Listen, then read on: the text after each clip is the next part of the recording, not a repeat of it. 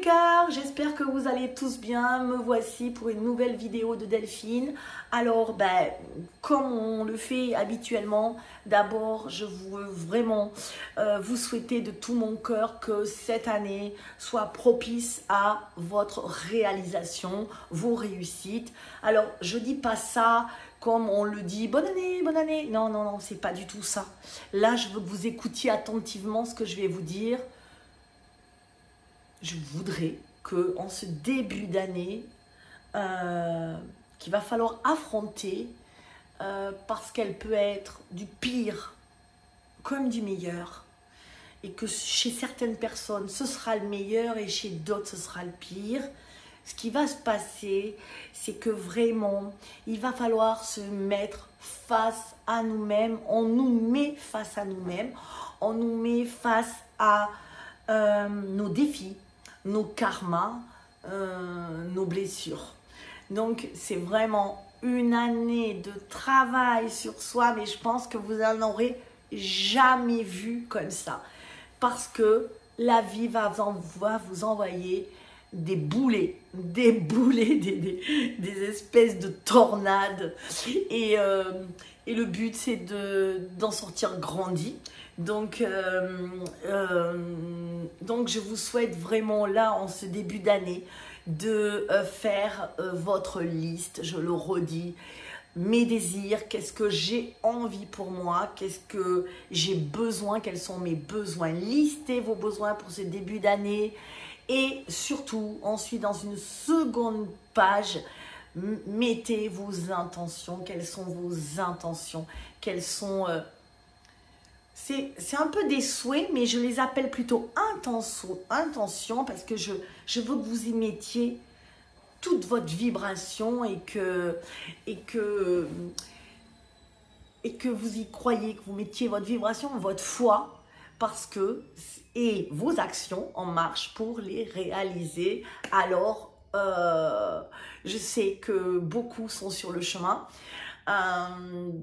En tout cas, pour ceux qui me suivent sur cette vidéo, pour vous, il n'y a plus qu'à, j'ai envie de vous dire.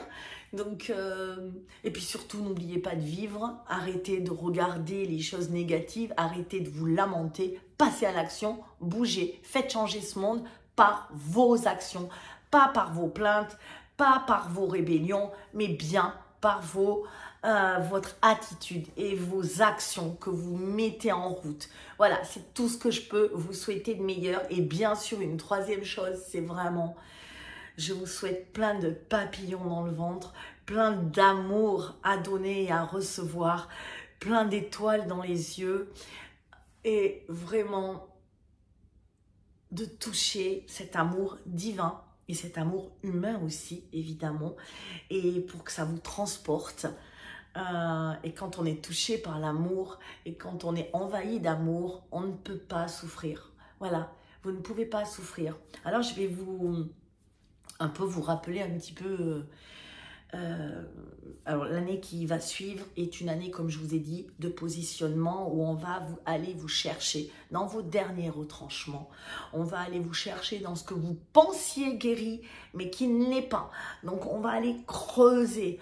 Ce monde va continuer de tranquillement s'écrouler avec ses résistances, des résistances encore plus fortes que l'année dernière. Mais il y aura des résistances. Mais malgré les résistances, rien, je vous dis bien rien, ne peut échapper à la lumière. Donc, quoi qu'il arrive, les choses vont être révélées. Le monde est en train de changer, on le voit même actuellement.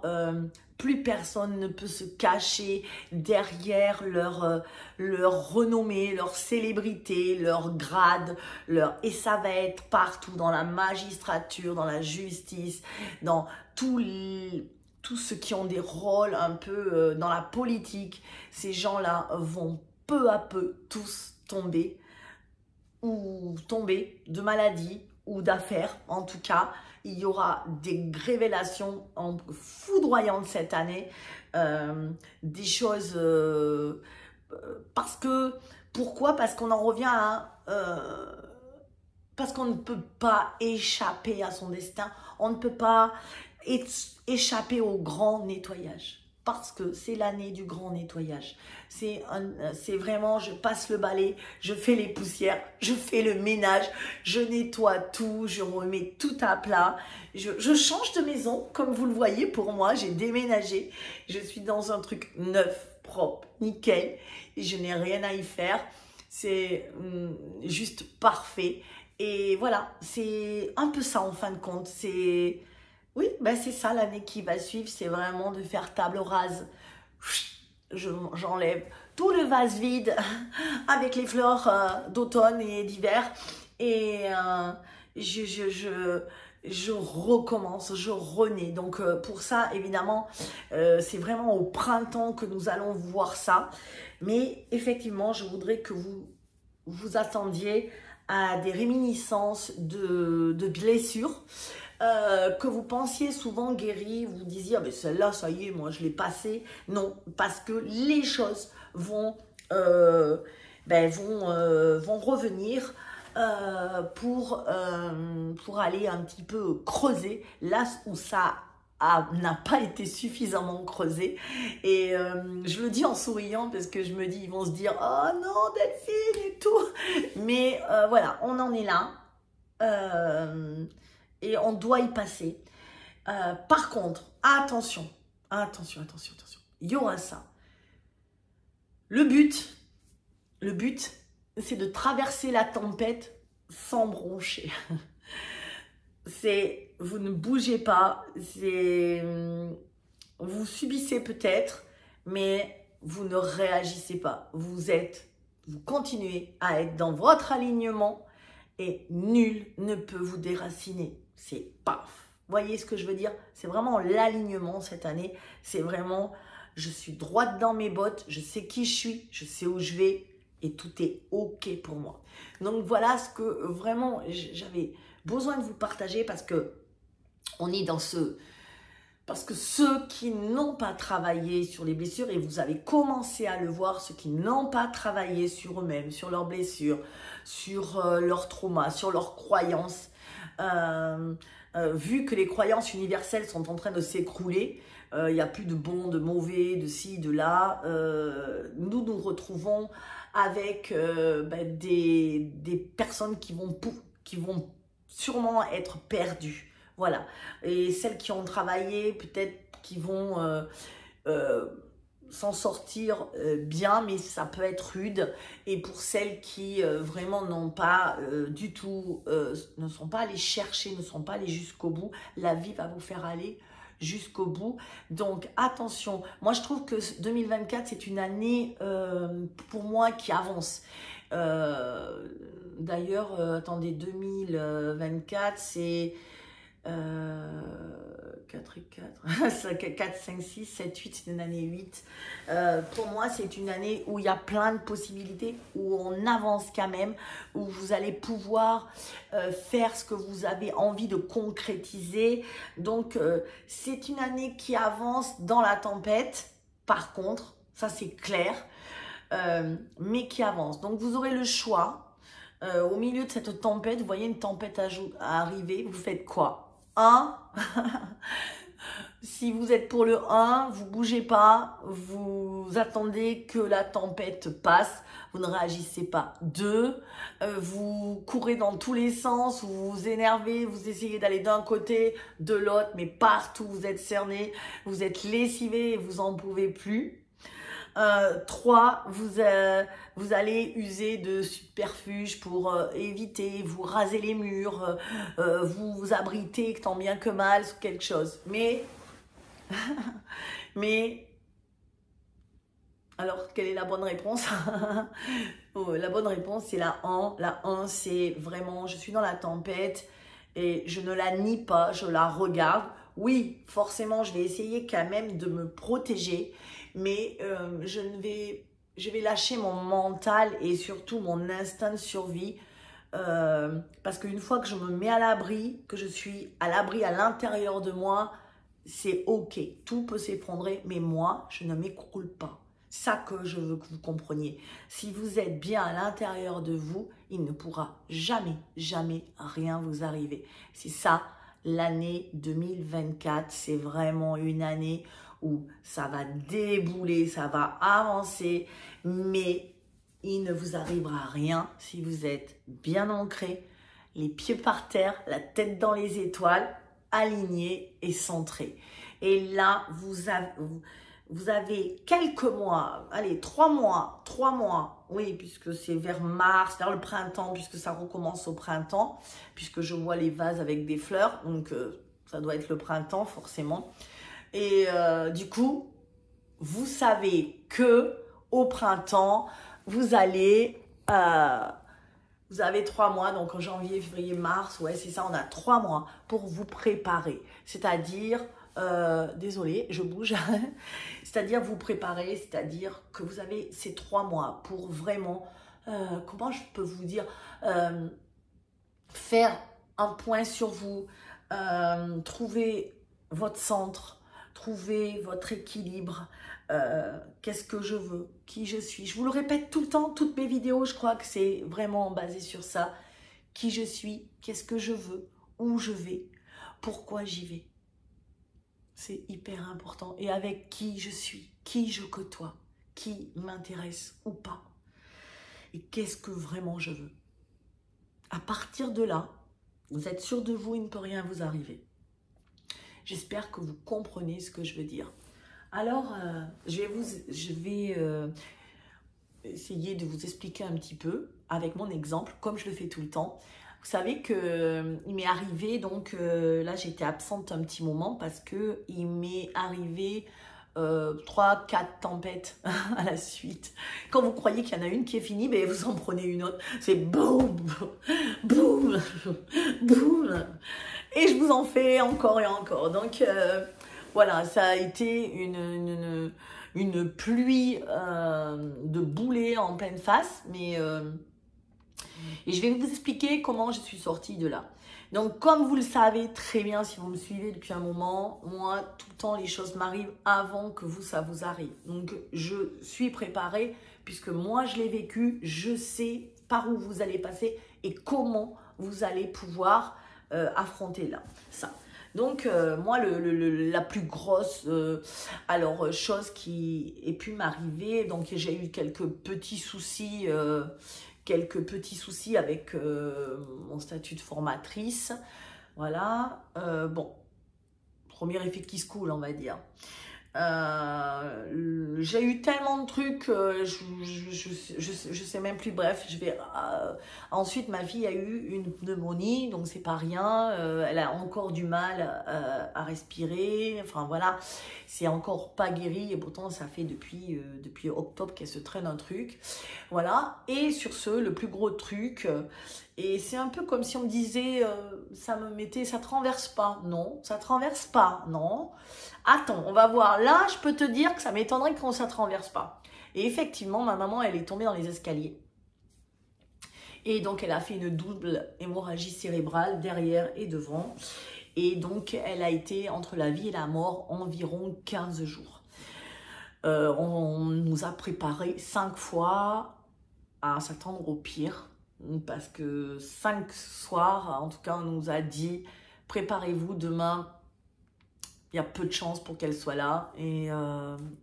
Et donc, c'était un moment très, très difficile, comme je pense que vous pouvez le supposer. Donc, j'ai eu ça. J'avais ma fille comme ça, mon père complètement perdu, puisqu'il fait partie de ces hommes d'une autre génération qui ne savent rien faire sans leur femme. Hein. Donc, c'était un peu compliqué. Ça a été aussi compliqué pour lui, donc il fallait le prendre en charge.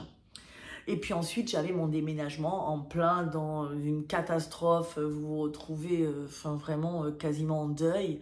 Et vous avez à déménager, à gérer... voilà, un gros déménagement en plus, puisque vous savez que je suis partie de ma jolie maison au milieu des bois. Ma retraite est terminée. me revoici à la lumière et surtout autour... à relier ce monde. J'ai fini de me cacher, on va dire. J'ai fini de me protéger. Voilà, je peux de nouveau affronter le monde et la vie. Donc, je vous dis ça parce que, voilà, il y a eu tout ça. Et donc, à un moment, quand vous arrive tout ça et que vous êtes sollicité de toutes parts, vous n'avez pas d'autre choix que de réagir. C'est-à-dire, maman est tombée, bah, ambulance, des longues heures d'attente aux urgences, on attend, on passe la nuit à côté, on réagit. On est dans ce truc-là où de toute façon, il n'y a rien d'autre à faire. Sur le coup, vous êtes dans les émotions en plus qui sont forcément exacerbées. Tout est en... vos jambes se dérobent, voilà, il y a cette sensation-là. Et puis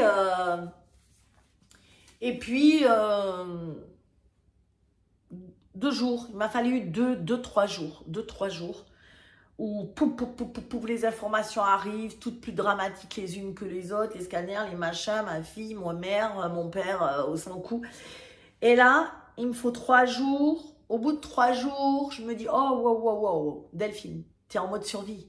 T'es en mode survie. Tu manges plus, tu dors plus, t'es tout le temps dans un hôpital. J'étais vraiment dans ce mode survie. Et donc, à un moment, vous vous posez, vous faites, oh, ok, je reprends les commandes. Merci le mode survie, merci de t'être mis et enclenché comme ça en mode automatique, comme un peu un pilote d'avion qui a mais la tempête arrive, elle est bien... Non, je reprends les commandes de l'avion. Je reprends les commandes pour traverser cette tempête. Et je ne suis plus en mode automatique. Et là, quand vous arrivez comme ça, il a fallu que j'aille marcher, que j'aille prendre du temps. Mais du coup, je me suis dit, ok. Alors, comment vous dire? Elle peut partir. Et c'est ok. Et le jour où j'ai eu ça, ça a été... il m'a fallu, je vous dis, 2-3 jours, mais ça a été ma résurrection. Ça a été... Je me suis dit, bah, c'est ok. C'est ok. Je respecte ce que tu veux, maman. Je suis allée un peu lui parler d'âme à âme. Et si tu veux partir, je te lâche la main. Et je te souhaite un merveilleux voyage. Voilà. Et du coup, comment vous dire, j'avais plus d'attente. C'est-à-dire que je n'avais pas à me battre pour qu'elle vive ou pas. C'était son choix à elle. Et j'avais pas envie de m'interposer dans ce choix-là. Et du coup, ça a relâché énormément de pression parce que de toute façon, je ne suis pas maître du jeu. Là, je n'étais plus maître de rien. Et voilà. Et ma fille, elle s'est soignée et on a fait ce qu'il fallait. Et c'est pareil. Et j'ai senti que, si vous voulez, à l'intérieur de moi, j'étais pleine et entière dans le sens où c'est ok. J'arrive pas bien à vous l'expliquer et j'espère que vous le percevez parce que je voudrais que vous traversiez cette tempête avec cette force intérieure qui fait que, ok, il se passe plein de choses. Tu dois déménager. Je vous dis pas que j'ai pas été triste. Attention, c'est pas du tout pareil. Mais ça ne peut pas altérer mon bonheur. C'est ça que je veux vous faire comprendre parce que j'ai été évidemment triste, j'ai évidemment pleuré, comme on peut pleurer quand on vous dit que demain votre maman sera plus là, forcément. Mais ça, c'est des émotions qui me traversent. J'ai été triste, j'ai été en colère, j'ai eu pas mal d'émotions et je les ai laissées me traverser parce que c'était ok. Parce que j'ai pu pleurer un soir dans mon lit, toutes les larmes de mon corps, mais ça me faisait du bien, j'ai relâché. Mais je me suis dit, elle part, mais ça ne me rendra pas malheureuse. Non, ça ne peut pas me rendre malheureuse. Je serai triste, j'aurai des moments de nostalgie, puisque je regardais des photos. Mais mon bonheur ne sera pas altéré par la perte ou le deuil. C'est pas possible. Pourquoi? Parce que le bonheur, il est à l'intérieur. Et il ne peut pas sortir. Une fois qu'il est à l'intérieur, il ne sort pas. Et ensuite, en plus, je me suis dit, c'est son choix. C'est sa volonté. Ou c'est la volonté divine. Et quoi qu'il arrive, je ne peux pas interférer. Et c'est que c'est juste. Voilà. C'est que ça doit arriver. C'est qu'on ne comprend pas pourquoi. Ou peut-être qu'on comprend. Mais en tout cas, ce qui doit arriver arrivera, que vous soyez heureux ou pas heureux. Voilà, c'est ça le truc. Et du coup, ça m'a permis de pouvoir l'accompagner, d'être présente chaque jour. J'y suis passée 2-3 fois, parce que heureusement, je me suis retrouvée super proche géographiquement d'elle, de l'hôpital, et j'ai pu l'accompagner avec force. Je lui ai donné toute la force que j'avais et tout le courage. Et si vous voulez, si vous-même vous êtes effondré, vous ne pouvez pas accompagner quelqu'un. C'est pas possible. Vous ne pouvez pas, et du coup, cette personne-là, vous ne lui envoyez que du chagrin, que de l'émotion, que de la tristesse, que de la colère. Voilà. Je préfère presque pas qu'on aille la voir si on doit être dans un état comme ça. Ça, c'est ce que je disais. À un moment, j'ai dit à certains de mes proches, non, ne viens pas. Ce n'est pas la peine, tu n'es pas en état de venir. Donc, voilà. Et j'ai un peu l'impression que cette année 2024, ça va un peu être les possibles et les impossibles, mais tous les possibles qui vont s'ouvrir à vous et tous les impossibles à accepter ou à accueillir ou alors à lâcher prise. C'est vraiment l'année du lâcher prise, c'est le 8. C'est vraiment, on est sur ça. Donc, vous êtes vraiment, il va vraiment vous falloir apprendre à lâcher ce truc. Mais quand vous l'avez lâché, c'est un bonheur parce que vous vous dites, que pourra-t-il arriver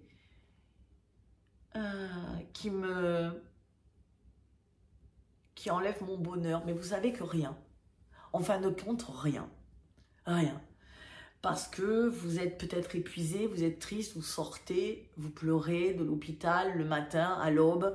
On vous dit peut-être elle passera pas la journée ou la nuit.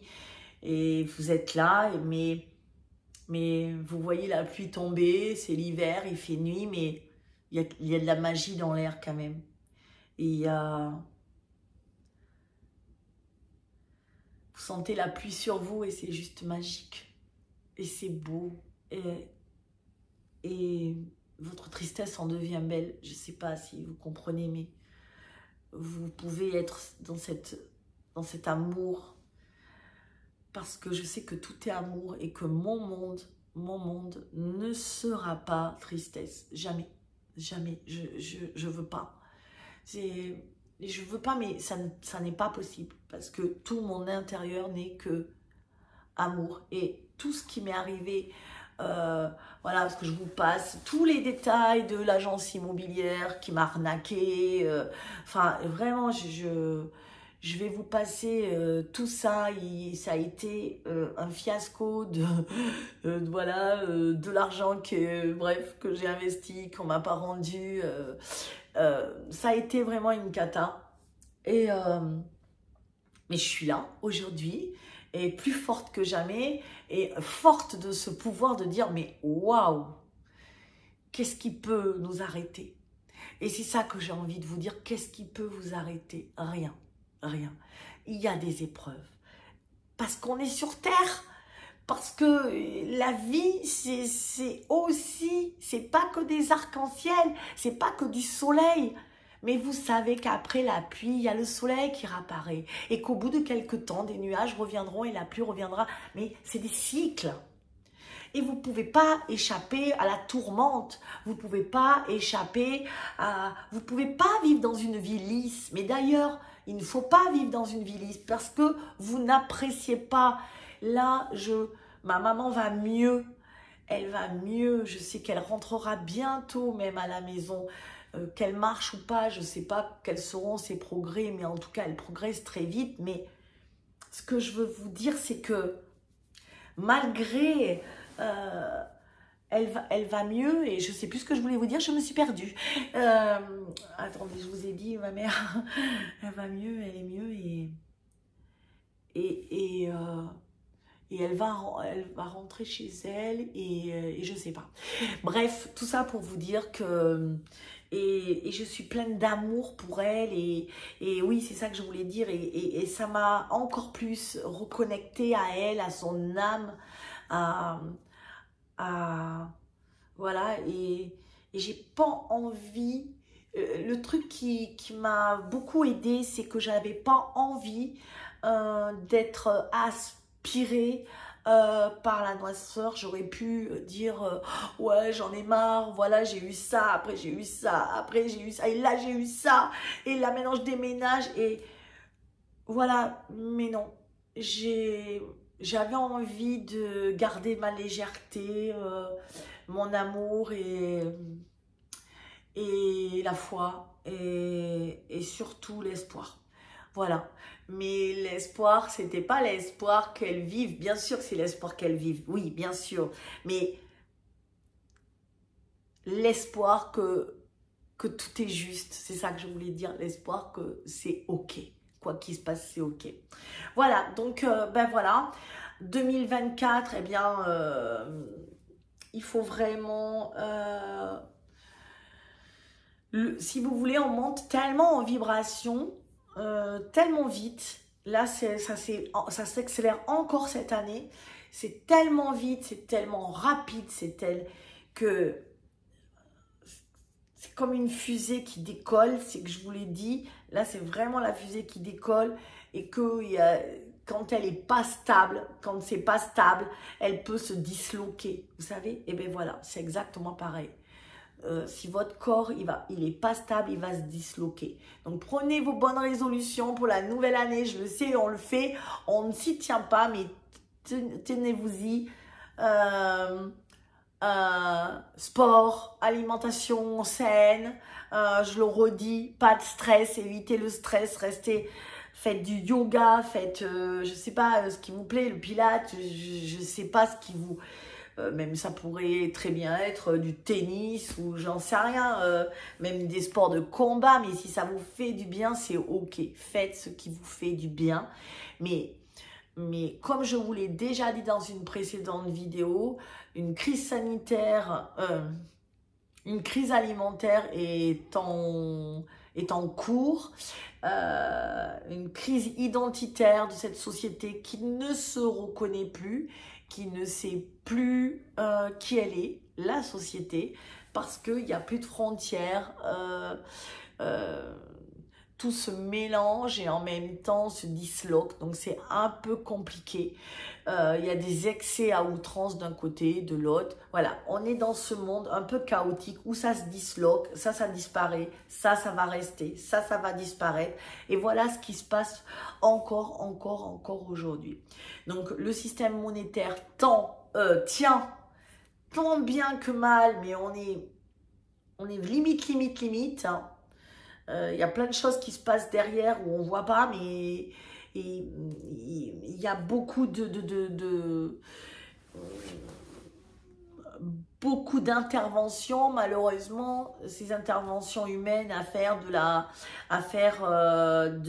création de papier, d'argent, font que forcément les prix ne vont pas cesser d'augmenter. Voilà, donc là on est quand même et puis vous savez, j'ai vu aussi de mes propres yeux l'hôpital. Ça, je voulais vraiment vous en parler. L'état de l'hôpital public, c'est une catastrophe. J'ai failli la changer, mais elle était intransportable, et c'est dommage parce que les pompiers l'ont amené directement forcément à l'hôpital, mais vraiment c'est une catastrophe. Alors je vais être dure, il y en a qui vont me faire « Ouais, Delphine !» Je sais, manque d'effectifs, vraiment. Mais celles qui sont là, faites autre chose, sans déconner. Vaut mieux faire autre chose que... Je sais pas, il y en a beaucoup de personnel soignant il n'y a plus le smile là, et il n'y a rien, et il n'y a que de la tristesse, il n'y a que de on est dans une espèce de marasme, elles sont aigries. Moi, franchement, j'ai trouvé ça, je me suis dit, encore une fois, des gens qui sont plus à leur place, mais par besoin alimentaire, eh bien, elles vont rester là, alors qu'elles n'aiment plus leur boulot. Et du coup, les patients, c'est une catastrophe. Une catastrophe pour les patients. J'ai vu des trucs, mais abominables, quoi. Des trucs où on ne vous change pas... si vous n'êtes pas là, mais franchement, les gens qui n'ont pas de famille à l'hôpital, ils meurent.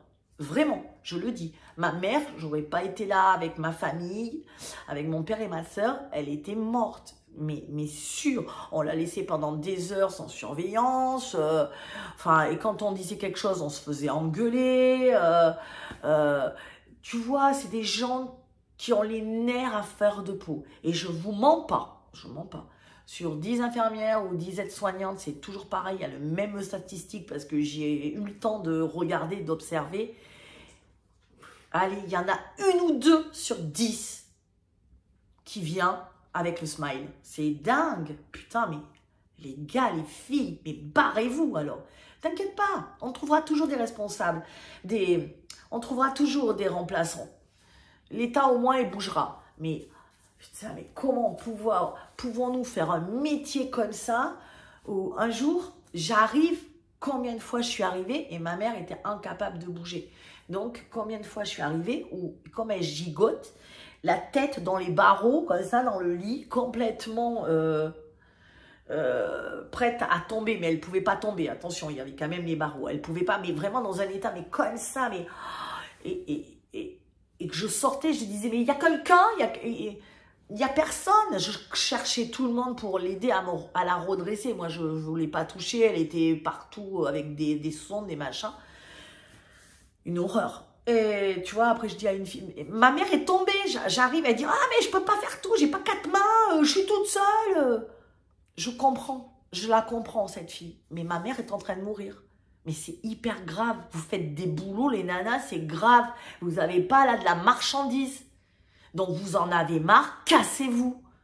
Putain, ça m'a tué. Vraiment, je ne défendrai plus jamais les infirmières, les docteurs, les personnels soignants.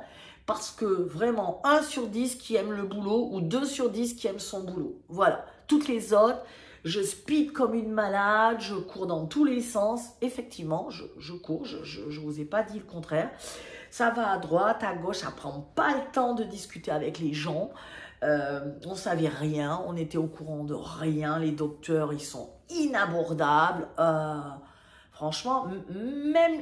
Et encore les aides-soignantes, elles sont plus abordables. Bah alors, le ménage, on n'en parle pas, il n'y en a plus. Bon, comme ça au moins, ça fait marcher l'industrie pharmaceutique parce qu'il y a des microbes. Putain, je me dis, je comprends pas, il y a du boulot maintenant en plus. Il y a du boulot partout. On est dans une ère d'Internet, on est dans une ère où il y a des nouveaux métiers qui se créent. Mais putain, formez-vous, faites autre chose. Arrêtez, vous avez des malades. Je suis certaine qu'elle serait morte, ma maman. Mais j'en suis certaine. Croyez-moi, j'ai pas dit merci. Hein. J'ai pas dit merci parce que pour moi, ils ne l'ont pas sauvée. C'est moi, c'est nous, la famille, qui l'avons sauvée. Avec des mots doux. À un moment, elle est devant, elle machine, elle dit « Ah, mais de toute façon, elle va mourir. » Elle est devant elle. À qui de quoi tu dis à quelqu'un qui va mourir alors que tu es devant? Du coup, je dis « Mais vous vous rendez compte? Vous parlez devant elle. » Non, oui, mais elle n'entend pas. Mais bien sûr qu'elle entend. Son inconscient entend. Mais comment encore en 2024, on peut ne pas comprendre qu'on a un conscient et un inconscient? Je sais pas, c'est les bases, non? Je sais pas. Depuis, même avant Freud, non? Je sais pas, ça fait 100 ans qu'on est là-dessus et encore elles comprennent pas. Mais je lui dis, mais vous pouvez pas parler comme ça. C'est pas possible de parler comme ça. Des trucs où, je sais pas moi, l'hygiène, ça, j'arrive, elle est dans un état pas possible. waouh, c'était... et on se fait engueuler parce qu'on fait les moindres remarques. Mais oui, mais nous aussi, on est à cran. Notre mère est sur le point de mourir. Alors oui, t'es un peu à cran quand tu vois que ben, on lui fait des conneries. Après, comme elle bougeait trop, on l'a attachée. Voilà. Mais attachée. À avoir tout là, de bleu partout. Oh, on n'est pas à l'hôpital. C'est pas vrai. Je crois qu'on plaignait les animaux. J'ai beaucoup plaint les animaux pendant longtemps. Je les plains encore dans la SPA, dans les fourrières, c'est horrible. Mais je crois qu'ils sont aussi bien traités maintenant que les humains. Vraiment, je pense. Moi, je sais pas. Pour être infirmière, moi, je pourrais pas. Franchement, je me ferais peut-être virer, mais je pourrais pas faire ça. Faut pas. Je crois qu'à un moment, il y en a qui sont déconnectés hein, de leur corps. Hein. Ils font un travail en automatique, hein, style je m'implique pas. Hein. Détachement. Oui, c'est bien le détachement. Oui, il faut pas être impliqué à fond. C'est vrai. Mais putain, au bout d'un moment, quoi. C'est des humains que t'as. Le docteur, c'est un autiste. Il est autiste, le docteur. Je suis désolée de le dire. T'as rien. Ouais, je sais qu'il faut du détachement. Mais t'es un robot ou t'es un humain? Il y a qui à l'intérieur? Toc, toc. Allô? Il y a quelqu'un? Tu vois la dame là, par terre, là? Ouais, ben, c'était une femme qui, il y a une semaine, elle était pimpante, elle marchait dans la rue, elle était, voilà, elle souriait, elle riait, c'est pas un objet là, tu as vu? Non, mais mon Dieu, mon Dieu. Et je crois que c'est partout comme ça. Je crois qu'il y a des grosses décisions à prendre cette année. Prenez les bonnes décisions. Vous n'êtes pas heureux dans vos boulots, mais barrez-vous. Il y a plein de possibilités. Qu'on me dise pas, je ne peux pas. Non, c'est que vous aimez votre confort, vous aimez votre fric, votre petite maison dorée avec le chien, le mari, les enfants et la petite maison et la petite voiture pour de temps en temps le week-end aller en quelque part. Et vous ne pouvez pas me dire que... et ça prime sur l'humain. Voilà, ça prime sur vous. Bah, je comprends pas. Excusez-moi, mais je ne comprends pas qu'on puisse autant être détaché. C'est inhumain. Vous devenez inhumain juste parce que vous voulez du confort. Mais votre confort, il va sauter. De toute façon, c'est sûr et certain. Le confort, il va sauter. Et franchement, ouais, je suis un peu en colère sur ça. C'était pas la vidéo que je voulais vous faire, mais tant que j'y suis, parce que vraiment, voilà, même là où elle est en rééducation, c'est quand même assez sympa, moi, je trouve, la rééducation. C'est pas du tout ce qu'on a vu. Voilà, c'est des gens qui, justement, sont en convalescence, commencent à remarcher. Il y a de la kiné, il y a des trucs, mais putain, même là où elle est, ça fait elle n'y est pas depuis longtemps en convalescence, mais j'entendais qu'il y avait deux femmes. Avant-hier, c'est une nana qui gueulait, ouais, que ma mère, elle est laissée, mais elle a l'abandon, mais grave. Mais putain, mais prendre le temps de discuter, non, des fois, avec... Et alors, les jeunes encore, ça va, les jeunes, ça va. Mais alors, les nanas de 40 ans, 50 ans, et plus, alors là, c'est même pas la peine, plus, ne leur demandez rien. C'est une cata. Vraiment, si vous êtes infirmière, aide-soignant et tout, changez de boulot. Si ça ne vous plaît pas, changez de boulot. Je sais que les conditions sont dures, mais ça, je le sais. Mais je sais aussi qu'il y a d'autres possibilités. Vous en êtes arrivé là, mettez-vous à votre compte, j'en sais rien. Quand on a un diplôme comme ça, on peut tout faire pour moi. Vous pouvez faire plein d'autres trucs. Et vraiment, vous tuez les gens. Vous tuez les gens. Mais on ne se rend pas compte, hein, mais on tue les gens. Voilà. On ne fait pas attention, c'est un numéro, c'est une chambre. Non mais demain, non mais attendez, je vous ai pas dit. Le docteur, un grand docteur de à peu près peut-être 75 ans, j'en sais rien, non peut-être que j'exagère. Le doyen, vous savez, ces gens qui sont intouchables. Vous savez, c'est la mode en ce moment, les gens intouchables qui sont touchables. Il y a des infirmières dans la chambre, donc je sors, normal. Je sors, j'attends. Et je discute avec une autre infirmière et pour voir comment va maman. Et du coup, parce qu'il faut courir après les infos. Parce qu'on vous dit, il n'y avait pas les scanners. Si vous ne demandez pas, on ne vous donne pas d'infos. Bref. Et du coup, le gars, un médecin, donc le doyen, le chef de service, je pense, il est en face, dans le couloir, et il dit à l'infirmière, alors style, moi il me connaît pas, hein, moi il me voit pas, je suis transparente, je crois, il dit à l'infirmière, c'est pourquoi elle? Elle lui dit, ben là, la chambre là. Et là, devant moi, il fait, oh c'est pas la peine. Oh là, c'est, oh mais c'est mort, c'est fini, c'est pas la peine. Il se barre. Qui parle? Et l'infirmière me dit, et ça vous rappelle une histoire en ce moment, hein, une histoire un peu... Et elle me dit, c'est normal, vous inquiétez pas, c'est monsieur tel, je me rappelle même plus son nom, c'est le docteur comme ça, c'est normal, il parle comme ça. Non, c'est pas normal. Moi, je n'accepte pas l'anormalité. C'est une société malade. Je ne veux pas aller dans le sens d'une société malade. Et ça vous me rappelle bien, c'est ce que j'ai dit à l'infirmière, ben, vous voyez, on est dans les histoires de par Dieu. Eh ben, moi, non. Eh ben oui. Oh, c'est normal, c'est Gérard. Oh, c'est normal, c'est le docteur. Oh, c'est normal. Non. C'est quoi? Il a des privilèges. Il peut dire aux gens que leur mère va mourir. Et tu vois, connard, ma mère, elle est là encore. Et elle va remarcher. Alors, ferme ta gueule. Et j'ai bien envie d'y aller. Bon, petit coup de gueule de la soirée, mais vous inquiétez pas, tout va bien, mais vraiment, j'ai hâte que ce système se barre, mais pour qu'il se barre, prenez vos putains de responsabilités, changez de vie, arrêtez, formez-vous, repartez à l'école, faites ce qui vous fait kiffer, ce que vous aimez, les jeunes savent le faire maintenant, bravo nos jeunes.